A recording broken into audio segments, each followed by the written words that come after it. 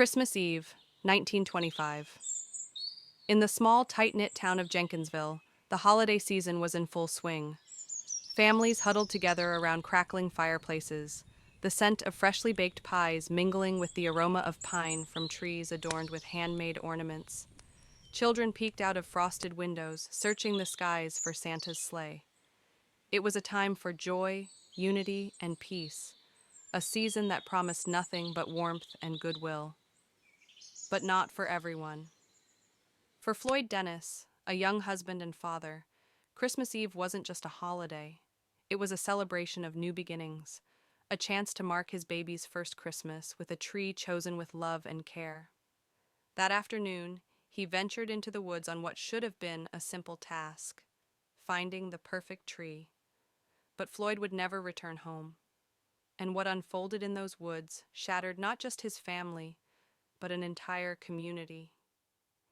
According to the headlines that gripped the town, Floyd was shot by Lynn Taft, a well-respected farmer and neighbor. Taft claimed Floyd was trespassing, stealing a tree from his property. But the story that emerged in the days and weeks that followed was anything but straightforward. Words were exchanged, tempers flared, and by the time the snow stopped falling that night, one man was dead, another was under arrest, and Jenkinsville was left questioning how such a tragedy could unfold during the most sacred time of the year. But what really happened that fateful Christmas Eve? Was this a tragic misunderstanding, a moment of panic turned deadly? Or was there something more, a simmering conflict, a motive buried beneath years of unspoken resentment? In a town where everyone knew everyone else, what could push a man to pull the trigger? Silent Night, Deadly Night, a chilling Christmas true crime tale. As the search party closed in on the trail of blood, an unsettling quiet settled over the group. Lanterns flickered in the biting wind, casting long shadows on the snow. When they finally found Floyd, the scene was both tragic and bewildering. His body was crumpled at the base of the tree he had cut down, his chest bearing a fatal gunshot wound. His face, still as ice, showed no sign of the struggle Taft would later claim occurred. The discovery sent shockwaves through Jenkinsville. Floyd was well liked, a man who had worked tirelessly to provide for his family. His widow Mary was known for her generosity, often baking pies for neighbors and opening her home to anyone in need. Who could have wanted him dead, and why? The search party also discovered strange details at the scene. The axe Floyd carried was clean, with no signs of a confrontation. The direction of the footprints suggested Floyd had been retreating. The blood trail was far too long for someone who had allegedly been shot at close range. Rumors began to swirl. Had Floyd stumbled into something he wasn't supposed to see? Or was his death the result of long simmering tensions between two families, tensions that had finally reached a breaking point on Christmas Eve? Lynn Taft claimed self-defense, but his demeanor in the days following Floyd's death raised more questions than it answered. Was he a grieving neighbor, or a man trying to cover his tracks? When questioned by authorities, Taft showed little emotion. He admitted to firing the shot, but insisted Floyd had provoked him. According to Taft, Floyd had entered his property without permission, cutting down one of his prized evergreens. Taft claimed he confronted Floyd and demanded he leave. He wouldn't listen, Taft said. He raised that axe, and I had no choice. But Taft's account didn't add up. Witnesses reported hearing a single gunshot, hardly the mark of a chaotic struggle. And while Floyd's axe was found at the scene, it lay several feet from his body, untouched and unsullied. Investigators uncovered more unsettling clues. The gunshot wound was from a rifle, fired at a distance, contradicting Taft's claim of self-defense. Taft's property showed no signs of a struggle near the tree Floyd had allegedly been cutting. An empty whiskey bottle was discovered near Taft's porch, raising questions about his sobriety that night. Despite these inconsistencies, Taft stood firm in his version of events. The sheriff, reluctant to arrest such a prominent member of the community, placed him under house arrest while the investigation continued. But as whispers of Floyd's death spread through Jenkinsville, the town began to turn against Taft. and against one another. In the courtroom, Lynn Taft's stoic demeanor cracked for the first time. His defense team painted him as a man protecting his home, but the prosecution revealed a damning piece of evidence that would change the course of the trial. By the time the trial began in February 1926, Jenkinsville was deeply divided. Some saw Taft as a protector of his property, a man who had been forced into a tragic situation. Others viewed him as a dangerous figure who had let pride and temper rule his actions. The courtroom was packed every day, with residents hanging on every word of testimony. Mary Dennis, Floyd's widow, described her husband's gentle nature. Floyd wouldn't have raised a hand to anyone. He just wanted to bring a Christmas tree home for his family. A neighbor testified that Taft had been drinking heavily that night. He'd been muttering about people stealing from him earlier in the day.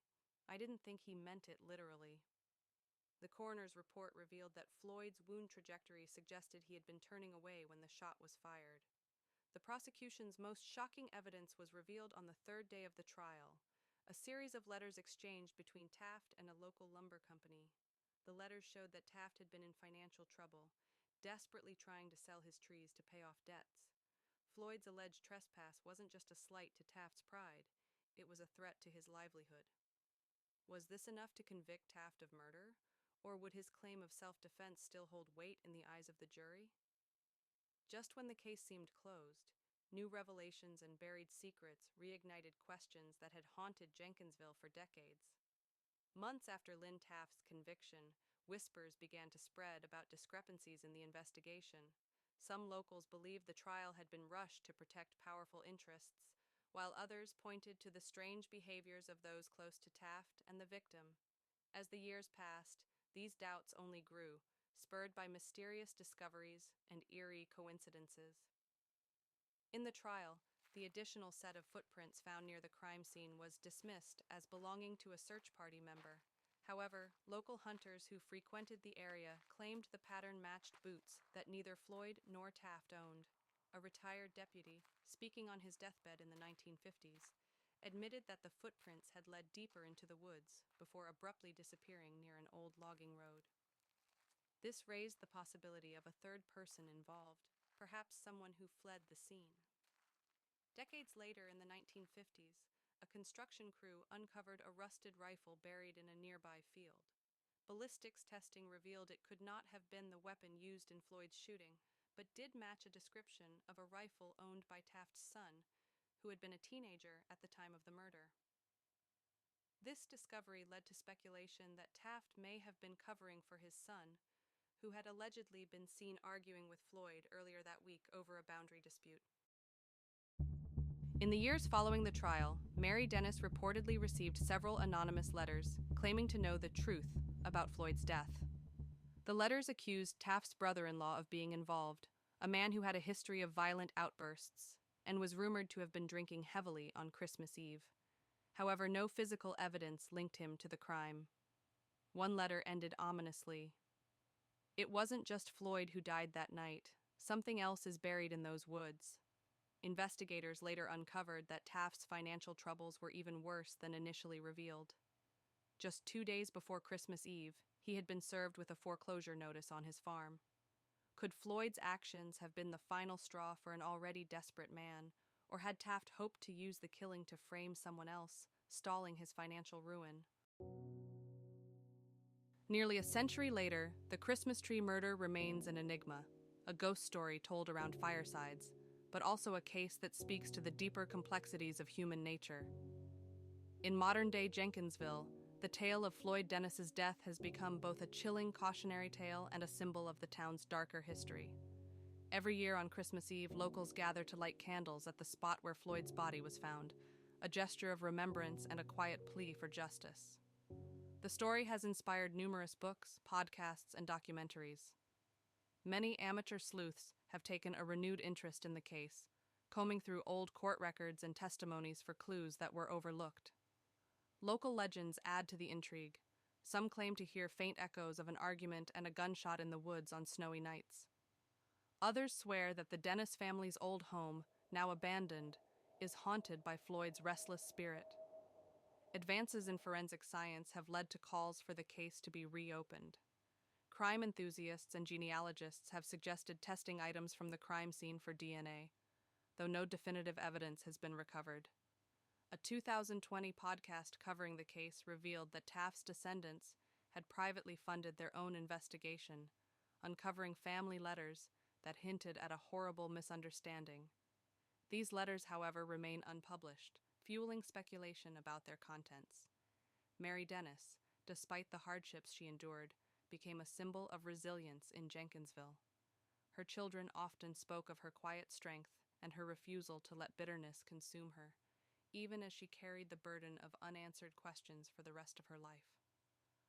For some, the Christmas tree murder is a story of injustice, proof of how bias and rushed judgment can leave questions unanswered. For others, it's a story about the fragility of human relationships and how desperation, fear, and anger can shatter lives in an instant. The snow-covered fields of Jenkinsville have long since healed, but the scars of that fateful Christmas Eve remain etched in the collective memory of a town, and in the hearts of those who still search for the truth. What happened to Floyd Dennis was not just the tragic loss of a life, but a fracture in a community's spirit, a chilling reminder of how fragile peace can be.